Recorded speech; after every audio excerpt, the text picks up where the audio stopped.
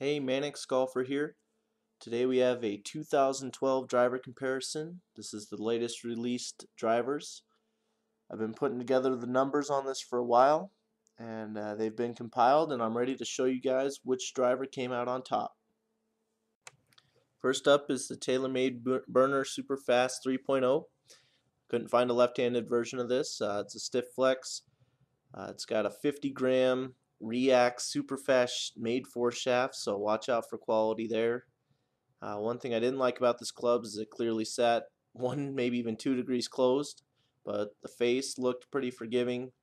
Might be a winner for some people who slice the ball, so if that's maybe your issue and you have an extra 250 bucks, it could be the way to go.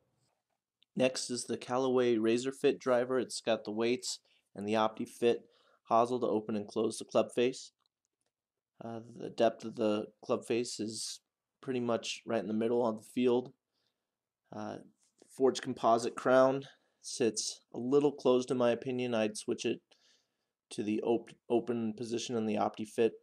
There was no left-handed drivers to demo, so I don't have any numbers on this club yet. I've heard it swings at the D8 or D6 swing weight. Shaft on the driver is the Adilla Ripped NV shaft, which is a nice low launching shaft. I will do a video of how this club does test out with the numbers when it becomes available in the demo, especially the tour version with a little bit more adjustability. Callaway does have a U-Design feature on their website right now where you can pick the color of the underside of the club and then also install whichever shaft would fit your game. So that's pretty neat, but the shafts do come at a considerable upcharge. This driver is the Mizuno MP650, 9.5 degree.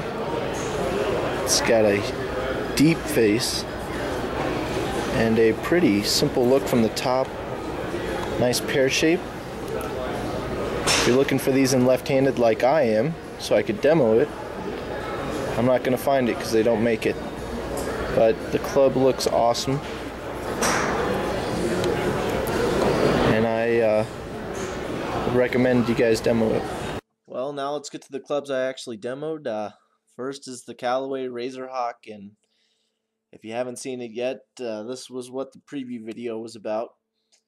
You know, the club actually sits up pretty nice, and I did hit some balls pretty far with it, but those numbers I don't think made too much sense overall, and so I don't want to compare it to the performance of the other clubs that actually held together.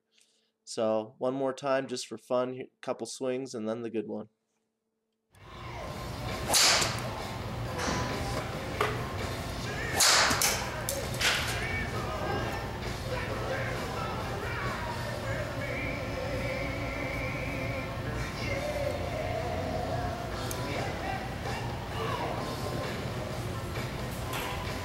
Similar in performance was Callaway's RAZR X Black.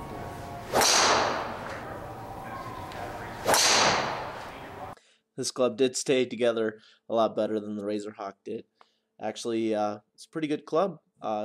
Comparable results, a little bit less than the next club, but the RAZR X, I like the look at address. It's got the Motori F8 stiff flex Fujikura made for Callaway shaft in it. Numbers did look good, about 3100 spin, sits square to the ground, and the forged composite face does give a good smash factor.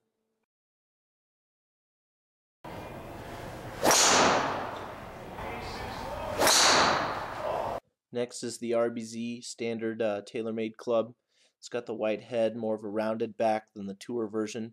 I don't like the standard because it seems to sit a little bit more closed, so I'm noticing a little bit more pull hooks and stuff like that. It affects the ball flight and control, but the numbers are pretty good. It's got the Matrix Ozic 4.8 XCon, and it's got a medium-sized face.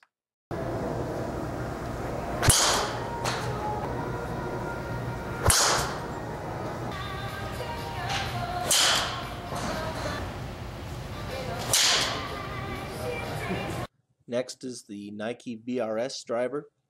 I was not nearly as impressed with the next core face and the driver as I was in the 3-wood.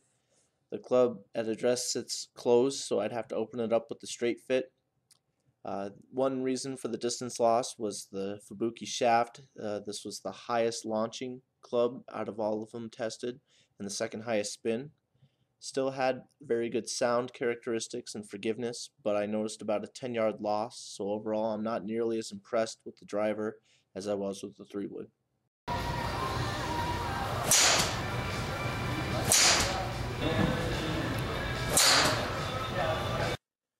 The next best performing club was the Cobra Amp. The sound of this club is very good. It has the E9 face technology and the dual roll. That really helps the performance characteristics, although this was the second highest launching driver of the ones tested. And the modified Adilla Rip 55 gram shaft really plays around with the swing weight, makes the club feel way too light. I think you'd have a real winner if you got the right shaft in this club.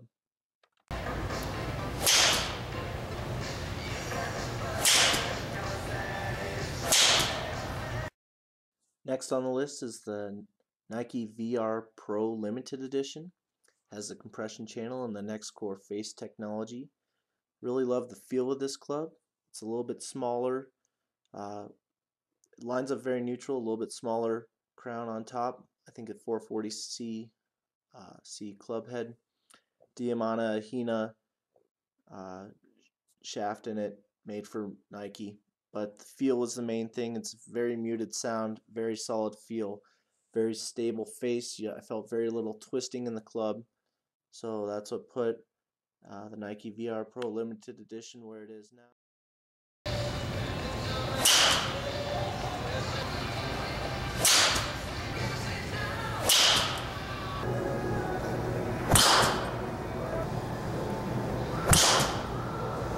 Next best performer is the R11s driver. It's the heaviest feeling driver that I found. The head weight was weighed at 207 grams, but I realized that you can change the weights, and I have done that with my R11 many times. It's a 460 club head, white crown, Adilla Rip Phenom shaft, which is the third lowest spinning shaft, and has a mid-launch. Basically, I really like this driver because you can modify it into your game, adjust the weight, shaft, fix your left and right bias, and you can always bring it back to neutral as your game gets better.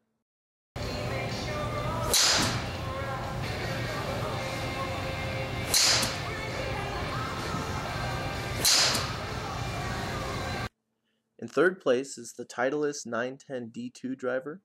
It has the Sure Fit technology to adjust loft and lie angle.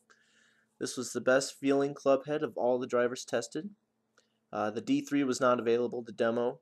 The D3 is shorter back to front and has a deeper club face than this D2 driver. Both sit square at the A1 setting.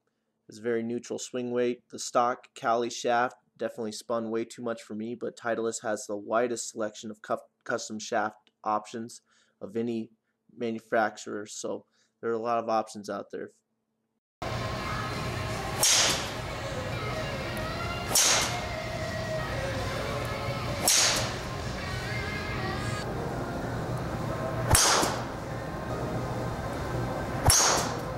That brings us to the Ping i20 driver. It's got the Project X 6.0 black shaft in it. It's the lowest launching shaft, second lowest in spin. This driver definitely has the Ping sound. It's a solid, stable club head, produces a very powerful feel. Deeper club face with the high toe. Low density tungsten weights in back increases the MOI and prevents twisting. It's a great looking club with the matte black finish, but this club earned second place based on great performance.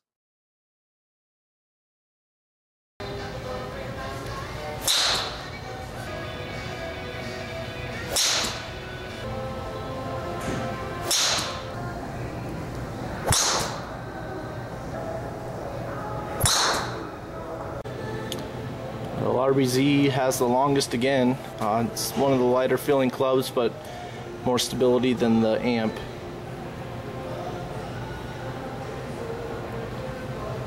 Yeah, almost 170 ball speed. So, all right. So the winner is the RBZ Tour driver. Tour is important. It's got a deeper club head, shorter back to front. It sits much more square than the standard RBZ. Still has the white head, still 460 cc's. It's got a Matrix Ozic HD6 shaft in it, which was the third lowest launching and had the lowest spin of any driver tested. The driver feels lighter than most. It's definitely the loudest driver of all of them tested. I've heard of hot melt. That might be an option for this that you would look into if you're looking to purchase this and you're serious about how much sound is an important part of your game. The truth is, this club is 2 miles per hour more club head speed and 6 miles per hour more ball speed. And that's what makes the RBZ Tour the #1 driver.